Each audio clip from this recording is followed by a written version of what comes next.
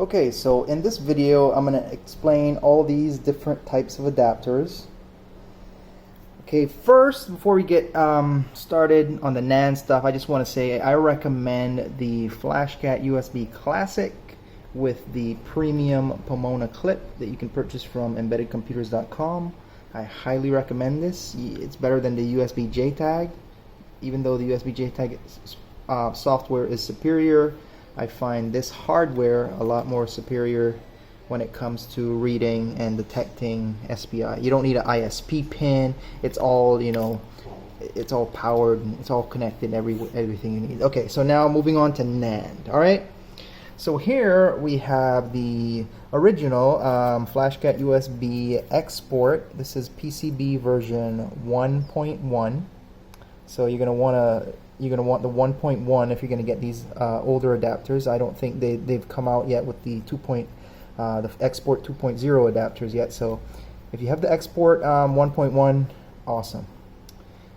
These are the traditional adapters, but they only work if you have the NAND detached from the board. So in this case, this is the type 48 pin type B NAND adapter. So you NAND chip. So you just put that in there, and you would put this on top of that, and you just plug it in, and it would read and write and stuff. Okay. So let's get rid of these because we're not gonna be doing those. Anyways, so these are the different Zygrin adapters you see here lined up. So we got for NOR flash type A, NOR type B, 56. So this is a different connector. It's the same as this one, but it's just a different clip. It just uses a different clip. So you can see right here, this one uses this size ribbon, and it uses the sorry about that, the Uni 56 pin clip and that size ribbon.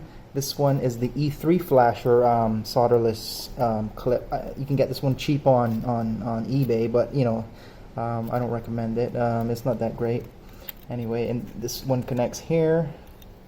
And also we see there's 48 pin NOR flash as well. So that's where you can use this this 48 pin clip adapter. It's only 48 pins here, and it has the same size ribbon as this one, but the difference is the pin count.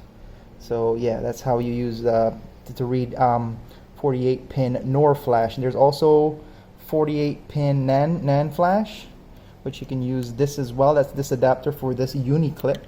But then there's this smaller adapter, the 360 clip. It has less pins. I don't know if you can see those pins there. And then you can see on this one, the Uni clip, it has all the pins.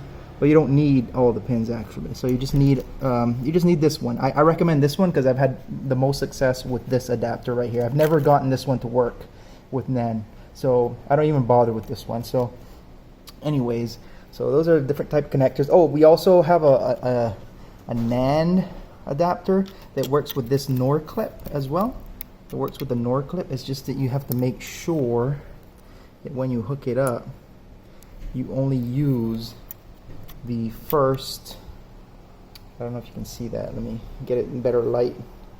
You have to hold it a certain way, or you have to, hang on, let it zoom, let it focus. Come on, focus. Go ahead and focus. There we go. So you see how that 48 pin NAND adapter fits into that 56 pin clip. So you would just use the top pins, with this adapter. But anyway, I don't want to confuse you anymore. So we're gonna get rid of all of this crap. Oh, this is the power board. This goes on top, and this gives you this boosts the power. Instead of using the 3.3 volts, from the xPort, it's gonna use a better power source, with more amperage. So yeah, so I'm gonna just get rid of all of these.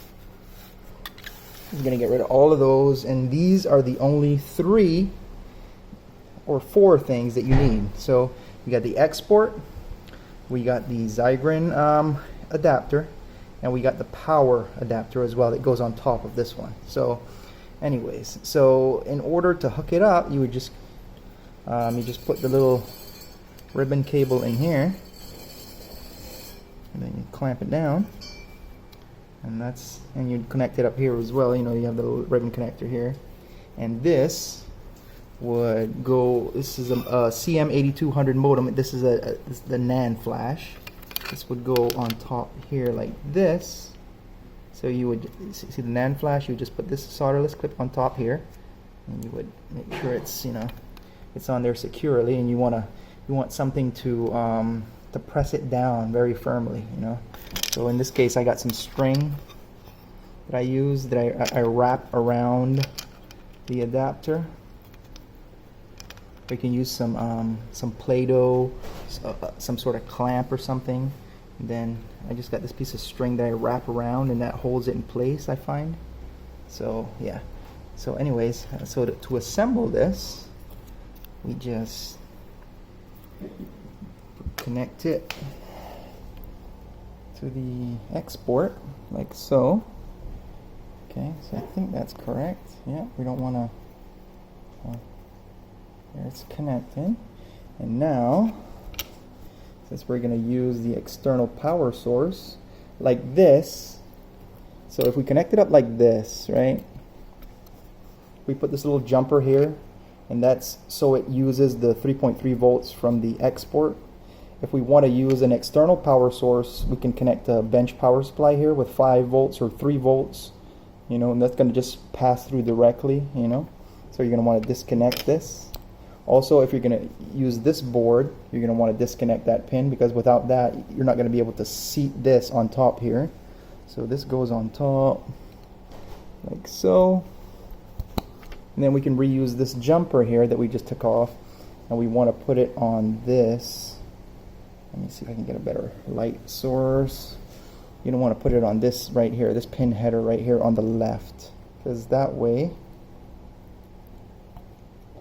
can't see here, I'm going to put it on the left, because that way it'll use the 3.3, it'll push out 3.3 volts. If you put it on the right, it's going to either put out 0.75 to 3.3 volts, whatever you adjust this little, that little screw there, that little pots. And right here we can flip it from either unregulated 5 volts, which gives you the straight 5 volts from the adapter, or it will regulate it and give you 3.3 volts out. Either these pins here, which you can use for SPI flashing, or it will just, you know, provide it through the ribbon cable straight to the NAND flash.